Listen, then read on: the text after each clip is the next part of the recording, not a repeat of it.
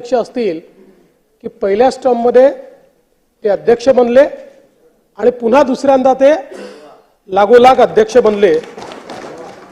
आणि नाना भाऊ तुमचेही विशेष आभार आहेत। तुमच्यापेक्षा ते तसे लहान आहेत, 13-14 वर्षांनी माझ्यापेक्षा लहान आहेत, पण तुम्ही वाट मोकळी केल्यामुळे मागच्या वेळेस ते अध्यक्ष बनू शकले। अर्थात त्याच्या आधी त्यांना विधान परिषदेमध्ये काम करण्याची संधी देखील मिळाली आणि विधान परिषदेचे सदस्य म्हणून देखील आपल्या कामाची चुणूक त्यांनी दाखवली होती। विशेषतः कायद्यावर भाषण करत असताना राहुल नार्वेकर हे विधान परिषदेचे सदस्य म्हणून किंवा विधानसभेत 2.5 वर्ष प्रत्येक छोट्यातला छोटा बारकावा हा शोधून काढून आणि त्या बारकाव्यावर बोट ठेवण्याचं काम ते करायचे। आणि म्हणूनच मला असं वाटतं की कायदे मंडळाचा एक प्रकारे जो अध्यक्ष आहे त्यांना कायद्याचे बारकावे माहिती असणं ही खरोखर एक अत्यंत महत्त्वाची गोष्ट आहे। खरं म्हणजे गेले 5 वर्ष महाराष्ट्राच्या राजकारणातला एक संक्रमण काळ होता आणि या संक्रमण काळामध्ये घडलेल्या घडामोडींमुळे पहिल्यांदा विधानसभेच्या अध्यक्षांकडे सर्व प्रेस मीडियाचं, सर्व महाराष्ट्रातल्या जनतेचं हे सातत्याने लक्ष असायचं आणि कदाचित महाराष्ट्राच्या इतिहासामध्ये सर्वाधिक चर्चेमध्ये राहिलेले अध्यक्ष देखील गेल्या 2.5 वर्षामध्ये हे राहुल नार्वेकरजीच होते।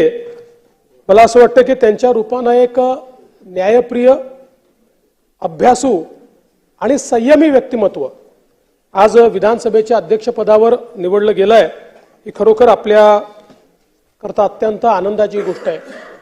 मुंबई आणि कोकणामध्ये अनेक दिग्गज राजकीय नेत्यांनी जन्म घेतला।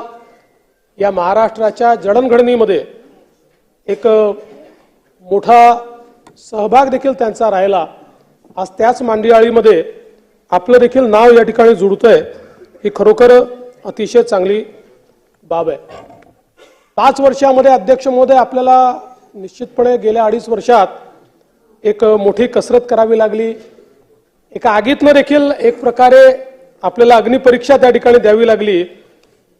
आपल्या संपूर्ण ज्ञानाचा कस हा त्या ठिकाणी लागला। पण मी असं म्हणेन की कोकणचा सुपुत्र हा 100% सोन्यासारखा आहे असं त्या आगीतनं बाहेर निघाल्यानंतर आपल्याला या ठिकाणी म्हणता येईल। आणि नाही, त्यांना जसा वारसा आई वडिलांकडनं मिळाला असेल थोडा सासऱ्यांकडनं नक्कीच मिळाला असणार आहे, त्यात काही प्रश्नच नाहीये। पण मला असं वाटतं की एक अतिशय चांगल्या अशा प्रकारचं कार्य त्यांनी केलं। खरं तर पुन्हा अध्यक्ष होण्याचा मान हा आजवर 4च लोकांना मिळाला आहे, ज्याच्यामध्ये कुंदनमल फिरोदिया आहेत, सयाजी सिलम आहेत, बाळासाहेब भारदे आहेत आणि त्यानंतर राहुल नार्वेकरजी आहेत। अर्थात कुंदनलाल फिरोदियाजी आणि सयाजी सिलमजी हे मुंबई राज्याचे अध्यक्ष होते। सयाजी सिलम नंतर दुसऱ्यांदा जेव्हा झाले तेव्हा महाराष्ट्र राज्याचे झाले। पण बाळासाहेब भारदे यांनी मला असं वाटतं की या महाराष्ट्रामध्ये अध्यक्षांकरता केवळ महाराष्ट्रातच नाही तर देशामध्ये एखाद्या विधानसभेच्या अध्यक्षाने कसं काम करावं, एखाद्या लोकप्रतिनिधी कसं काम करावं याचं वास्तुपाठ आपल्या सगळ्यांना या ठिकाणी दिला। आणि म्हणून खरं म्हणजे हा देखील एक आपला रेकॉर्ड आहे। आपण अतिशय युवा वयामध्ये त्या ठिकाणी अध्यक्ष झालात आणि महाराष्ट्रामध्ये लागोपाठ दुसऱ्यांदा अध्यक्ष होणारे बाळासाहेब भारदेंनंतर आपण आहात, हा देखील आपला बहुमान आहे। हे मला असं वाटतं महत्त्वाचं आहे। माननीय अध्यक्षांचं गुणविशेष हे आहे की त्यांना कायद्याचं अतिशय उत्तम ज्ञान आहे। सभागृहाचं कामकाज हे नियम, प्रथा आणि परंपरांनी चालतं आणि विशेषतः अनेक वेळा पेचप्रसंग येतात। सभागृहात खाली बसलेले जे सदस्य आहेत त्यांचा देखील कायद्याचा अभ्यास असतो, नियमांचा अभ्यास असतो आणि विशेषतः विरोधी पक्षात असताना कायद्याच्या पेचात अध्यक्षांना अडकवायचं हे देखील एक महत्त्वाचं असतं. अध्यक्षांना अर्थात सरकारला अडकवायचं असतं, अध्यक्षांना अडकवायचं नसतं. पण अशा सगळ्या परिस्थितीमध्ये मला असं वाटतं की त्यातनं नीट मार्ग काढून न्याय झाला आहे अशा प्रकारची भावना तयार करण्यात एक चांगलं काम आपण केलं. विद्वत्ता, वक्तृत्व, अभ्यासवृत्ती आणि कोणतीही परिस्थिती खुबीने हाताळायची अशा प्रकारची हातोटी या गुणांच्या जोरावर मागील 2.5 वर्षामध्ये अध्यक्षांनी एक आपली वेगळी अशा प्रकारची कारकीर्द आणि प्रतिमा तयार केली. आणि सगळ्यात महत्त्वाचं, या सभागृहात बऱ्याच दालनांचा चेहरा त्यांनी बदलून दाखवला. अनेक वेळा सरकारमध्ये आपण कामं करतो, कन्स्ट्रक्शन करतो, पण ती करत असताना त्याला एक दृष्टी लागते. पैसा खर्च करून अनेक वेळा उत्तम काम होत नाही. पण ज्या प्रकारे या सभागृहाचा चेहरा अध्यक्षांनी बदलला, मला असं वाटतं की एक प्रकारे आमचं 40 वर्ष जुनं, 50 वर्ष जुनं हे सभागृह, त्यातल्या ज्या ज्या भागामध्ये त्यांची दृष्टी गेली तो भाग नवीन वाटायला लागला. त्यामुळे त्यांचा जो एस्थेटिक सेन्स आहे तो देखील मला असं वाटतं अत्यंत चांगला आहे. या सभागृहामध्ये लागलेले कम्प्युटर असतील, ही नवीन व्यवस्था असेल, ती देखील त्यांनी लावली. आणि सगळ्यात महत्त्वाचं की अध्यक्षाचं दालन जे असतं हे सभागृहातल्या सर्व पक्षांकरता हक्काचं दालन असतं. सभागृहात किती भांडण झालं, किती वाद झाले, विवाद झाले, तरी हक्काने अध्यक्षांकडे जाता येतं आणि अध्यक्षांकडेच अशा प्रकारचे जे काही वादविवाद असतात ते सुटत असतात. मला असं वाटतं की सभागृहातल्या सगळ्या सदस्यांकरता राहुल नार्वेकरजी अध्यक्ष महोदय यांचं दालन हे निश्चितपणे एक असं स्थान होतं की त्या ठिकाणी सर्व पक्षाचे सर्व सदस्य सातत्याने जायचे आणि किती गरम चर्चा झाली तरी त्यांच्याकडची गरम कॉफी प्यायल्यानंतर, आणि हां ते मी सांगत नाही केक वगैरे, वजन वाढतं त्याने, पण अशा प्रकारचे वाद हे संपलेले आपण बघितले. एक अध्यक्षांची दुसरी हातोटी अशी आहे की ते दोन्हीकडचा आवाज ऐकतात, डावीकडचाही ऐकतात आणि उजवीकडचाही ऐकतात आणि डावीकडचा देखील चांगल्या प्रकारे ऐकतात. त्यामुळे मला असं वाटतं की याही वेळी अध्यक्षांवरती जबाबदारी आहे. डावीकडचा आवाज हा जास्त सूक्ष्मतेने आपल्याला ऐकावा लागणार आहे. पण मला असं वाटतं की लोकशाहीमध्ये एक चांगला विरोधी पक्ष असणं हे देखील सुदृढ लोकशाहीचं लक्षण आहे. त्यामुळे मी यापूर्वी देखील बोललो की सरकार म्हणून आम्ही विरोधी पक्षाचं आकलन किंवा मूल्यमापन हे संख्येने करणार नाही, तर महाराष्ट्राच्या हिताकरता ज्या ज्या गोष्टी विरोधी पक्ष मांडेल त्या स्वीकारण्याची या ठिकाणी हमी देखील आम्ही घेतलेली आहे. आणि मला असं वाटतं की तो आवाज योग्य प्रकारे सरकारपर्यंत पोहोचवण्याचं काम हे आपल्या माध्यमातून होईल. आणि हाच विश्वास असल्यामुळे मला असं वाटतं की विरोधी पक्षाने देखील एकमताने हा निर्णय या ठिकाणी केला आहे. खरं म्हणजे हा देखील एक विक्रम आहे की ज्या कुलाबा मतदारसंघामध्ये आमची विधानसभा येते त्या कुलाबा मतदारसंघाचे प्रतिनिधीच आपण आहात. त्यामुळे आपल्यावर दुहेरी जबाबदारी आहे. अध्यक्ष म्हणून तर आपण या संपूर्ण जागेचे अधिकारी आहातच, पण आम्ही सगळे आपल्याच मतदारसंघात असल्यामुळे आमच्याकडे विशेष लक्ष देण्याची जबाबदारी देखील अध्यक्ष महोदय ही निश्चितपणे आपली आहे. खरं तर अनेक दिग्गजांनी हे पद या ठिकाणी भूषवलेलं आहे. मग गणेश माळवणकर असतील, कुंदनलाल फिरोदिया असतील, यांच्यापासनं तर बाळासाहेब भारदे, शेषराव वानखेडे, बाळासाहेब देसाई, दत्ताजी नलावडे, अरुण गुजरातीजी, दिलीप वळसे पाटीलजी, हरिभाऊ नाना बागडेजी, आमचे नाना पटोलेजी, अशा अनेक दिग्गजांनी काही नाव आमच्या याच्यात काही दुमत नाही. दाना माझे मित्रच आहे. आम्ही राजकीय विरोधक आहोत, बाकी आमची मैत्रीच आहे. बाबासाहेब कुपेकर अशा अनेक दिग्गजांनी या ठिकाणी काम सांभाळलेलं आहे आणि या सभागृहाला सातत्याने समृद्ध केलंय. मला असं वाटतं की अध्यक्ष महोदय, महाराष्ट्राचं जे विधानमंडळ आहे, देशातल्या विधानमंडळामध्ये त्याचं स्थान अतिशय वर आहे. या विधानमंडळात चर्चा होते, या विधानमंडळामध्ये चांगल्या प्रकारे कायद्यांवर डिबेट होतं. आज अनेक विधानमंडळातल्या आमदारांची आम्ही भेटतो किंवा मंत्र्यांची भेटतो, त्यावेळेस त्या ठिकाणी ते सांगतात की आमचं अधिवेशन 1.5 दिवसाचं होतं, आमचं अधिवेशन 3 दिवसाचं होतं, आमचं अधिवेशन 2 दिवसाचं होतं. पण महाराष्ट्रात मात्र नीट अधिवेशन घेऊन चर्चा करून त्या ठिकाणी विषयांवर आपण निर्णय करतो आणि मला असं वाटतं की ही परंपरा आपल्याला निश्चितपणे पुढे न्यायची आहे. गेल्या 2.5 वर्षात आपण न्यायाधीशाचं काम जास्त केलं, कारण अध्यक्षाला जसं सभागृहामध्ये इथे बसून काम करावं लागतं, तसंच जे काही क्वासाय ज्युडिशियल अधिकारी म्हणून आपले अधिकार आहेत, त्या अधिकारामध्ये फार कमी वेळा अशी वेळ येते की अध्यक्षाला एवढं काम करावं लागतं. पण फार गुंतागुंत होती. 6 पक्ष, मग कोणता महत्वाचा पक्ष, कोणता खरा पक्ष, कोण खरा प्रतोद, कोण त्याचा प्रमुख, कोण कोणत्या पक्षात, खूप कन्फ्युजन होतं जयंतराव. कोण कुठे समजायचंच नाही. पण अध्यक्षांनी नेटाने सगळ्यांचं म्हणणं ऐकून घेतलं. बरं, काय जबरदस्त कायदेतज्ञ या ठिकाणी यायचे.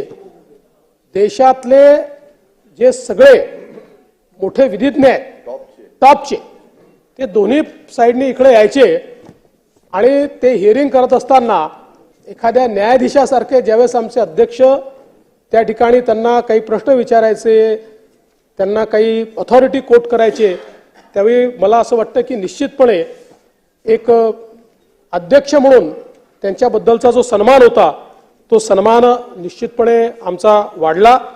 आणि या सगळ्या प्रथा, परंपरा, कायद्याचा अभ्यास करत अध्यक्षांनी त्या ठिकाणी जो काही निर्णय असेल तो निर्णय आपला दिला. आता सर्वोच्च न्यायालयामध्ये त्या निर्णयावर चर्चा चाललेली आहे. पण मला असं वाटतं की हे सगळं करत असताना त्यांना अनेक अडचणींचा सामना देखील करावा लागला. काही लोकांनी अध्यक्षांवर पातळी सोडून टीका देखील केली, पण अध्यक्षांनी कधी त्या टीकेकडे लक्ष दिलं नाही. शांतपणे आपलं दिलेलं कर्तव्य हे त्यांनी पार पाडलं. आणि मला असं वाटतं की शेवटी सत्याला 3 बाजू असतात. एक तुमची बाजू असते, एक माझी बाजू असते आणि एक खरी बाजू असते. त्यामुळे अध्यक्षाला ती खरी बाजू पाहावी लागते. त्यामुळे जी काही बाजू त्यांना योग्य वाटली त्याचा एक अतिशय पाथ ब्रेकिंग असा मी म्हणेन की अनेक राज्यांच्या इतिहासामध्ये, अनेक विधानसभांच्या इतिहासामध्ये पुढच्या काळामध्ये जो निर्णय कोट केला जाईल अशा प्रकारचा निर्णय हा या ठिकाणी अध्यक्षांनी दिला. आणि म्हणून मला असं वाटतं की ही जी आपल्या त्या गुणवत्ता आहे म्हणजे संयम. मी नेहमी असं सांगतो की प्रत्येक जो राजकारणी आहे त्यांनी साई भक्त असावं की नाही हा त्याचा एक वैयक्तिक विचार आहे. पण साईबाबांच्या मागे 2 वाक्य लिहिलेले आहेत, श्रद्धा आणि सबुरी. या 2 गोष्टी, श्रद्धा आणि सबुरी, या 2 गोष्टी जर राजकारण्यांना समजल्या तर मला असं वाटतं की जीवनामध्ये दुःख देखील कमी होतं आणि राजकारणातली वाट देखील योग्य प्रकारे मिळते. अशा प्रकारचा संयम हा आपण या ठिकाणी दाखवला,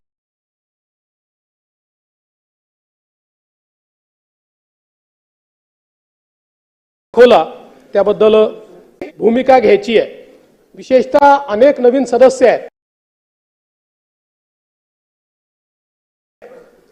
आणि प्रत्येक सदस्याला असं वाटतं की मला बोलू दिलं गेलं पाहिजे. अनेक वेळा अनेक सदस्यांना प्रत्येक विषयावर बोलू दिलं गेलं पाहिजे असं असतं. दुसरीकडे पक्षांची भूमिका नीट गेली पाहिजे म्हणून गटनेत्यांना बोलायचं असतं. त्यामुळे अनेक वेळा वेळ गटनेत्यांना द्यावा लागतो. अशा या सगळ्या परिस्थितीमध्ये मागच्या काळामध्ये आपण जाणीवपूर्वक सगळ्या नवीन सदस्यांना बोलता आलं पाहिजे अशी अनेक आयुधं वापरली। नवीन सदस्यांना बसवून त्यांची भाषणं रेकॉर्डवर येतील, त्यांची भाषणं या टीव्हीच्या माध्यमातून त्यांच्या जनतेपर्यंत जातील, अशा प्रकारचा आपण प्रयत्न केला आणि मला विश्वास आहे की याही वेळी अशाच प्रकारे जे काही नवीन सदस्य आहेत या सदस्यांना या ठिकाणी चांगल्या प्रकारे बोलता येईल ही जबाबदारी आपण निश्चितपणे घ्याल। खरं तर अनेक सामाजिक शैक्षणिक सहकारी संस्थांशी आपला संबंध वकील म्हणून देखील आलेला आहे। देशातल्या अनेक प्रमुख अशा इंडस्ट्री हाऊसेसचं देखील वकीलपत्र आपण मागच्या काळात घेतलंय।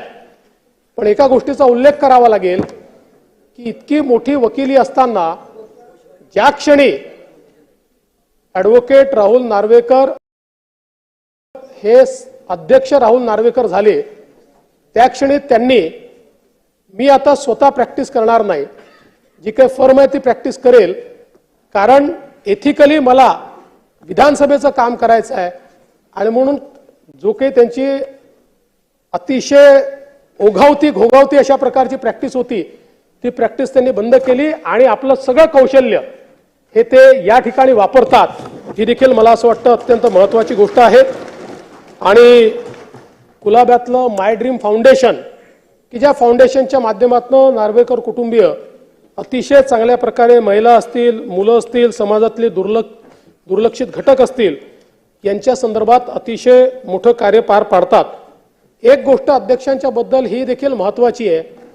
आपल्याला कल्पना आहे की कुलाबा मतदारसंघ असा आहे की देशातले श्रीमंत लोक देखील त्या ठिकाणी राहतात आणि गरीबातले गरीब झोपडपट्टीत राहणारा देखील त्या ठिकाणी राहतो। आमचा जो काही यातला मूळ निवासी आहे मासेमारी करणारा तोही त्या ठिकाणी राहतो आणि राहुल नार्वेकर हे जेवढ्या सहजपणे मोठ्या माणसांमध्ये वावरतात त्याहीपेक्षा जास्त सहजपणे ते झोपडपट्टीमध्ये आपल्याला गरिबांमध्ये आपल्याला वावरताना दिसतात, मासेमारी करणाऱ्यांमध्ये आपल्याला वावरताना दिसतात। आणि म्हणूनच आपण बघितलं की अतिशय चांगल्या मताने मला असं वाटतं की एकूण मतदानाच्या 72% मतं ही अध्यक्षांना त्या ठिकाणी मिळालेली आहेत। हे देखील एक मला असं वाटतं अत्यंत महत्त्वाची गोष्ट आहे। शिस्तशीर आणि वक्तशीर या दोन गोष्टी लोकप्रतिनिधींकरता आवश्यक असतात, त्या निश्चितपणे आपल्याकडे आहेत। विधिमंडळ, न्यायपालिका आणि कार्यपालिका या तिन्ही आपापल्या क्षेत्रामध्ये योग्य प्रकारे काम पाडतात, पण कधी कधी अशी परिस्थिती येते की एकमेकावर यांचा अधिक्षेप होतो। या अधिक्षेपाच्या वेळी संविधानाची जी काही मूळ तत्व आहेत ती तत्व राखत परंतु विधानमंडळाचे जे अधिकार आहेत ते अधिकार ठामपणे मांडावे लागतात आणि त्याच वेळी अध्यक्षांची खरी कसोटी असते।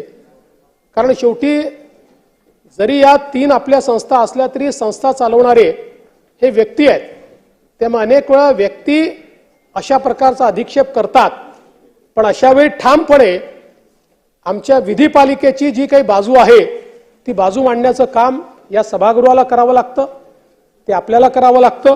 आणि मला विश्वास आहे की अशा प्रकारच्या परिस्थितीमध्ये यापूर्वी देखील या सभागृहामध्ये अनेक वेळा अतिशय ठामपणे ज्यावेळी असं वाटलं की माननीय न्यायपालिका हा विधानमंडळाच्या अधिकारावर अधिक्षेप करते आहे त्यावेळी ठामपणे भूमिका या सभागृहाने घेतली। मात्र हे करत असताना संविधानाने न्यायपालिकेला जे अधिकार दिलेले आहेत त्याचा कधीच अधिक्षेप या सभागृहाने केला नाही, हे देखील मला असं वाटतं अत्यंत महत्त्वाचं आहे। त्यामुळे सत्तेचं विकेंद्रीकरण करणं असेल किंवा वेगवेगळ्या प्रकारे आपापल्या कार्यक्षेत्रात उत्तम काम करणं असेल, या सगळ्या गोष्टीचं संतुलन हे आपण निश्चितपणे या ठिकाणी ठेवलेलं आहे। खरं तर मला असं वाटतं की योग्य वर्तन आणि शिस्त हा लोकशाहीचा आत्मा आहे। मतमतांतर, संवाद, चर्चा या सगळ्या गोष्टीतनं लोकशाही ही नेहमी सुदृढ होत असते। त्यामुळे सभागृहामध्ये जेवढी अधिक चर्चा होईल, मला या सभागृहाचं याकरता अतिशय महत्त्व वाटतं की सभागृहातले जे सदस्य आहेत आणि सभागृहातली जी कार्यपद्धती आहे, या कार्यपद्धतीमध्ये अगदी गडचिरोलीच्या शेवटच्या टोकावर किंवा नंदुरबारच्या शेवटच्या टोकावर टाचणी देखील पडली तरी त्याचा आवाज या सभागृहापर्यंत पोहोचतो आणि त्या माध्यमातून महाराष्ट्रातल्या जनतेला न्याय देण्याचं काम हे सभागृह करतं. आणि म्हणून मला हा विश्वास आहे की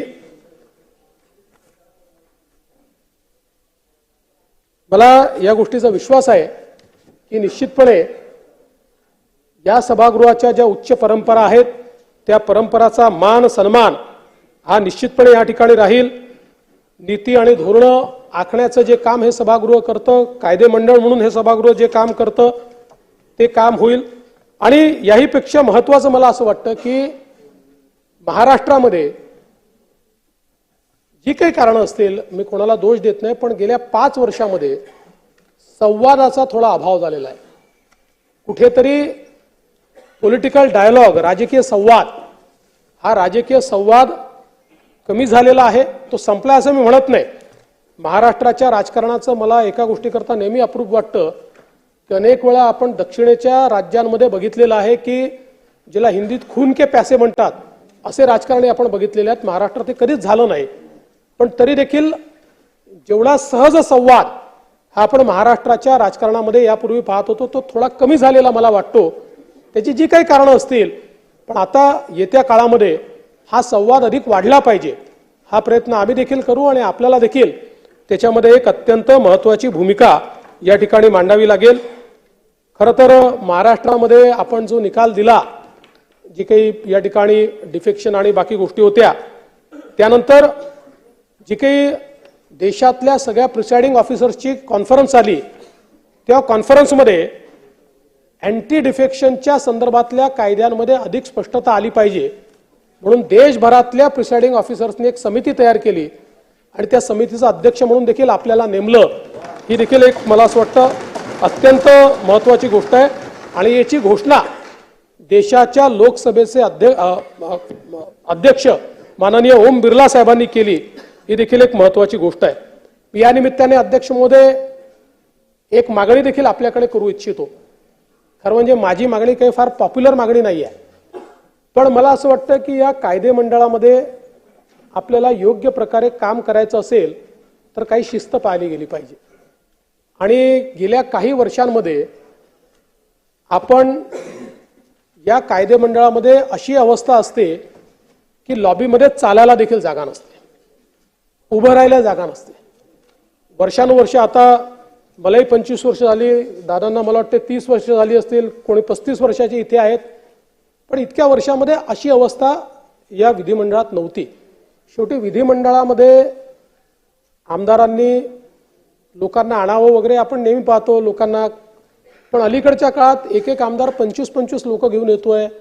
इथेच सगळ्या प्रकारचे डेलिगेशन्स येत आहेत.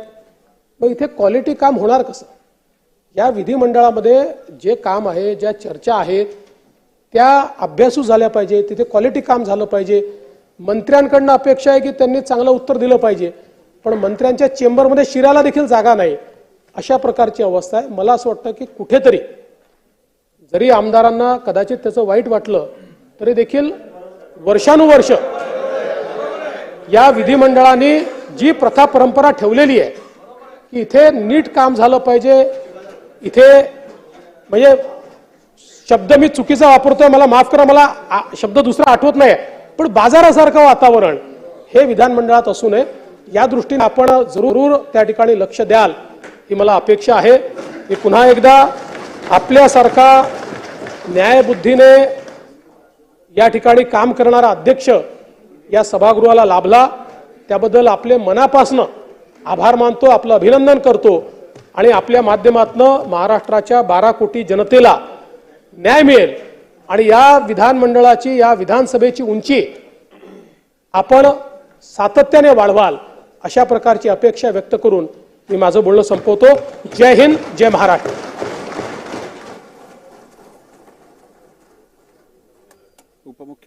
उपमुख्यमंत्री महोदय. अध्यक्ष महोदय, महाराष्ट्र